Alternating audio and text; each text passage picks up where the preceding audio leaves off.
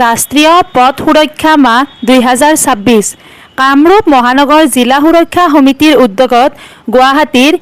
SB Deorah মহাবিদ্যালয়ৰ প্ৰাংগণত বৰ্তমান যুৱ প্ৰজন্মৰ মাজত বৃদ্ধি পোৱা এডভেঞ্চাৰ স্পৃহা আৰু দ্ৰুতগতিৰ বাহনৰ প্ৰতি থকা মোহেই পথ দুৰ্ঘটনাৰ প্ৰধান কাৰণ। এই বিষয়ক লৈ ছাত্ৰ-ছাত্ৰীসকলৰ মাজত তৰ্ক প্ৰতিযোগিতাৰ আয়োজন কৰা হয়।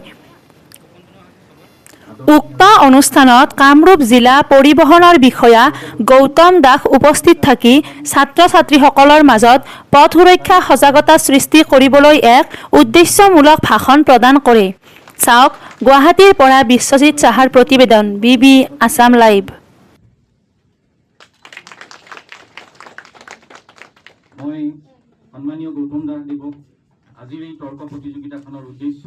ইয়াৰ বিশেষত্ব 2026 লগত সংগতি ৰাখি পথত চলাচল কৰা যিবিলাক নীতি নিয়ম সেই নীতি নিয়মৰ ভিত্তিত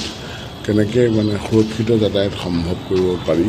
তাৰ কাৰণে যিটো ৰাষ্ট্ৰীয় পথ সুৰক্ষা মাহৰ বিশেষ তাৎপৰ্য এইবাৰ চলিছে আৰু সেই ৰাষ্ট্ৰীয় পথ সুৰক্ষা মাহ সমগ্ৰ অসমত চলি আছে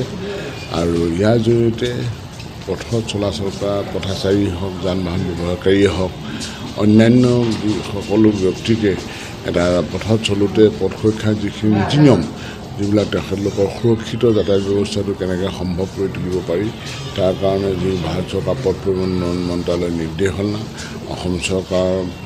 পৰা যিটো আমাৰ নিৰ্দেশনা সেই পৰিপ্ৰেক্ষিতত কামৰূপ মহানগৰ জিলা পৰিবহণ পথ সুৰক্ষা সমিতি তত্বাৱধানত আৰু SB দেউৰা কলেজৰ সহযোগিতাত আজি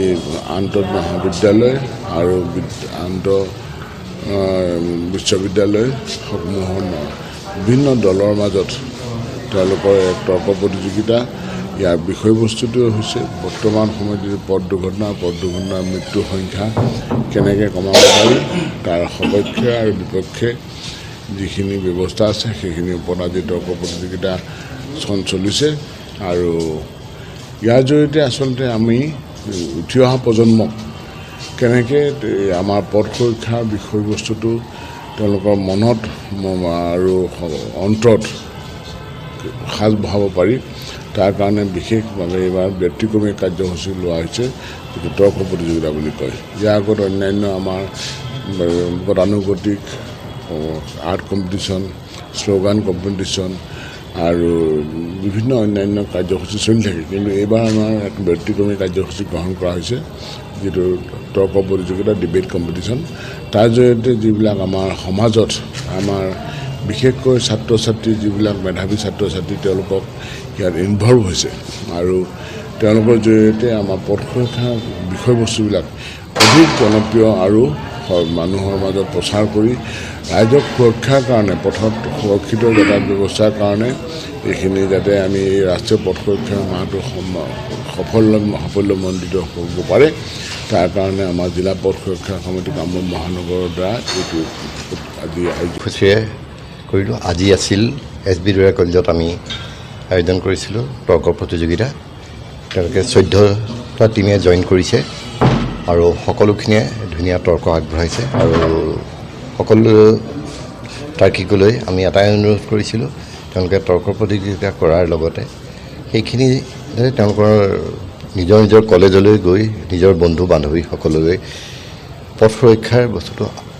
মেছেজটো লৈ যায় তেওঁলোকৰ নিজৰ পৰিয়াললৈ লৈ যায় আৰু সমাজখনলৈ লৈ যায়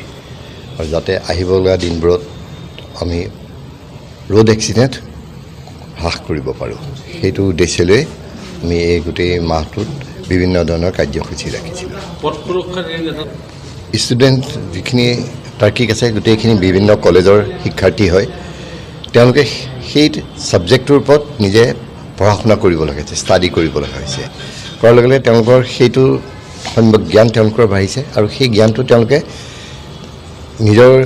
বন্ধু বান্ধৱীৰ লগতো শ্বেয়াৰ কৰিছে সমাজৰ লগতো শ্বেয়াৰ কৰিব যিহেতু ৰোড এক্সিডেণ্টত মেক্সিমাম ডেথ 70% অফ ডেথ হয় ইউথ 18 to 35 ইয়াৰ্ছৰ ভিতৰতেই মৃত্যু হয় গতিকে সেইখিনিয়ে এইটোত